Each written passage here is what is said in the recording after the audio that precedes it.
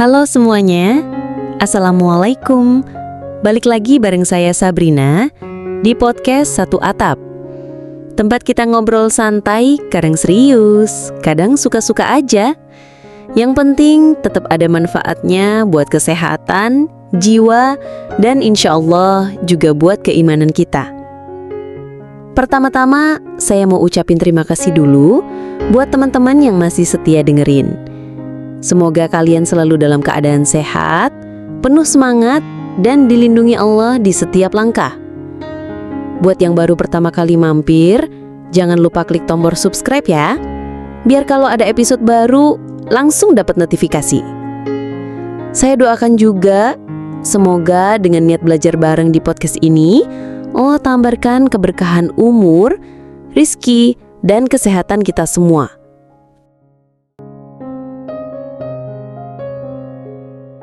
Oke, jadi gini teman-teman.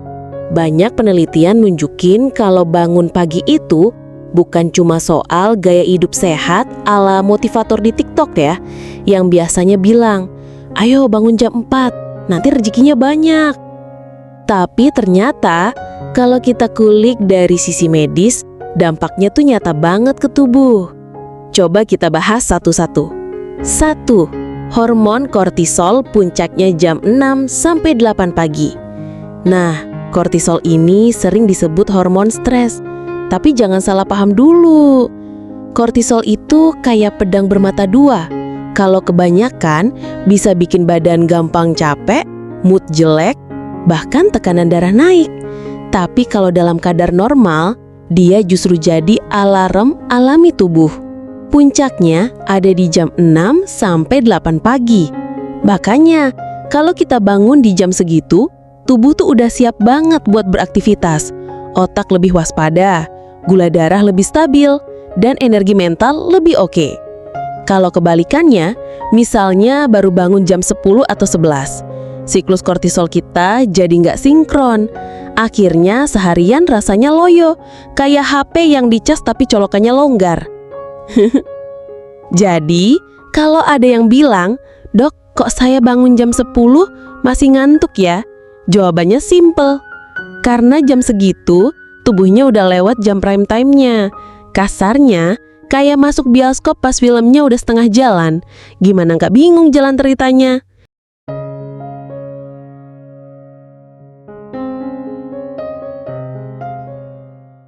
Sinar matahari pagi sama dengan vitamin D gratis.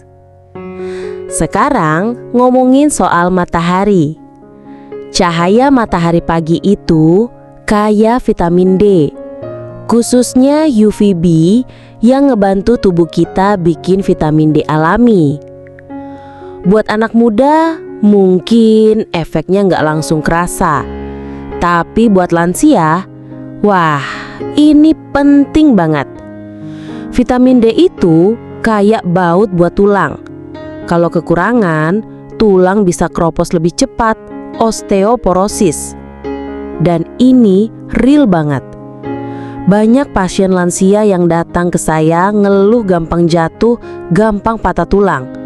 Setelah dicek, salah satu penyebab utamanya kadar vitamin D rendah. Bangun pagi, kena sinar matahari 10-15 menit aja, udah jadi terapi alami yang murah meriah. Bonusnya, sinar matahari pagi juga bikin tubuh melepaskan hormon serotonin yang bikin mood lebih happy. Jadi kalau ada nenek-nenek yang rajin jemuran pagi, biasanya wajahnya lebih ceria. Candaan lagi. Makanya jangan heran kalau lihat ibu-ibu jemuran sambil nyanyi dangdut pagi-pagi. Itu bukan karena cucian banyak, tapi karena serotonin naik. Hehe. 3. Sirkulasi darah lebih stabil. Ini menarik.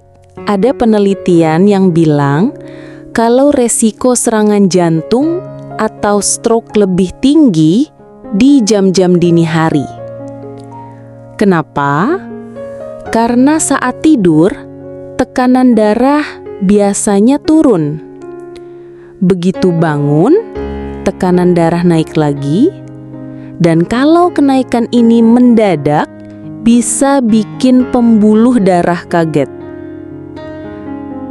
Nah, kalau kita punya kebiasaan bangun pagi dengan pelan-pelan, misalnya wudhu, jalan ringan, atau stretching, tubuh jadi lebih siap.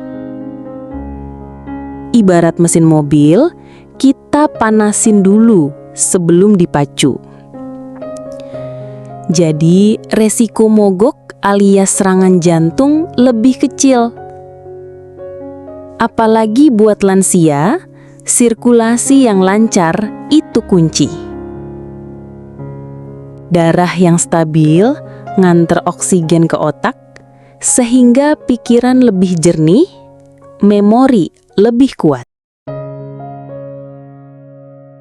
4. Ritme sirkadian teratur, tidur malam lebih nyenyak.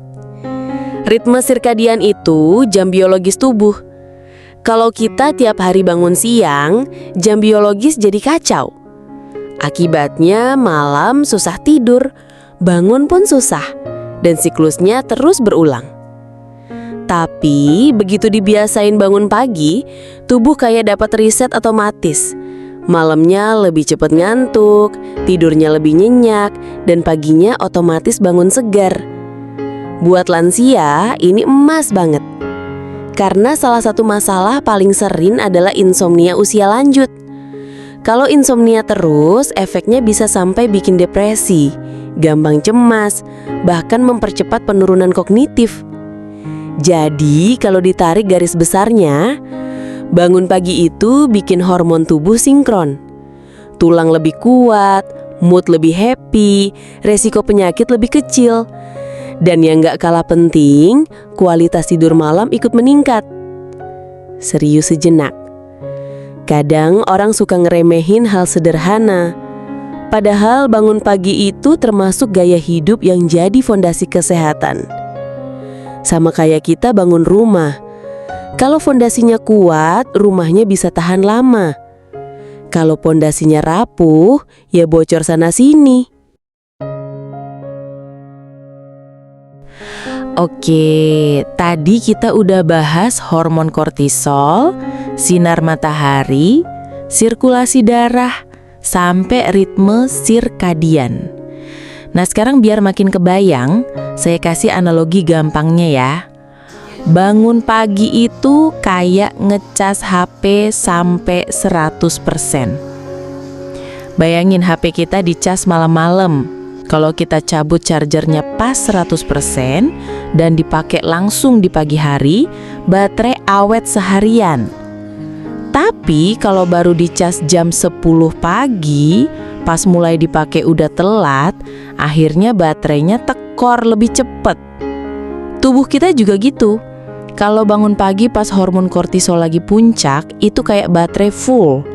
Tapi kalau kesiangan, ibaratnya baterai udah turun duluan sebelum dipakai kerja. Sinar matahari pagi sama dengan update software gratis. Vitamin D dari sinar matahari pagi itu kayak update software. Kalau nggak diupdate, HP jadi lemot, gampang error. Kalau lansia nggak kena sinar matahari pagi, tulang jadi cepet kropos, gampang jatuh, gampang patah. Tapi begitu rajin jemur badan tiap pagi, tubuh kayak dapat patch terbaru.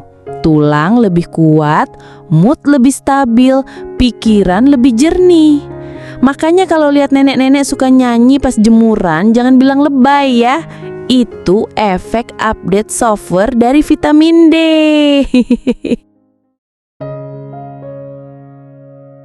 Sirkulasi darah sama dengan mesin mobil dipanasin. Kalau mobil langsung digeber tanpa dipanasin, mesinnya gampang rusak. Sama kayak tubuh. Kalau kita bangun pagi, langsung wudhu, jalan kecil, stretching ringan, itu ibarat manasin mobil. Darah ngalir lebih stabil, jantung kerja lebih tenang, otak juga lebih fokus. Buat lansia, ini penting banget. Soalnya, pembuluh darah mereka udah nggak sefleksibel dulu. Jadi bangun pagi sambil pelan-pelan gerakin badan itu cara paling aman biar mesin gak kaget. Ritme sirkadian sama dengan jam alarm otomatis tubuh. Pernah nggak tidur jam 9 malam, terus jam 4 atau 5 pagi udah kebangun sendiri? Itu tandanya ritme sirkadian kita sehat. Bangun pagi yang konsisten bikin tubuh kayak punya jam alarm otomatis. Malamnya gampang tidur, paginya gampang bangun. Kalau kebalikannya, misalnya biasa bangun jam 10 siang, jam tubuh jadi kacau. Malamnya susah tidur, siangnya ngantuk, moodnya berantakan. Itu sama aja kayak jam dinding di rumah mati baterai, akhirnya semua jadwal jadi molor. Jadi, gampangnya, bangun pagi sama dengan baterai full. Sinar matahari sama dengan update software. Gerak ringan pagi sama dengan manasin mobil. Ritme sirkadian sama dengan jam alarm otomatis tubuh. Kalau ini dijalani rutin, terutama buat lansia, hasilnya luar biasa. Tubuh lebih sehat, pikiran lebih segar, dan hidup rasanya lebih teratur. Candaan penutup segmen. Jadi kalau masih ada yang bilang, "Aduh dok, saya bangun pagi tuh susah banget." Saya jawab, susah karena HP-nya belum di-charge, mobilnya nggak dipanasin, softwarenya nggak diupdate, jam dindingnya mati pula. Lengkap sudah alasannya.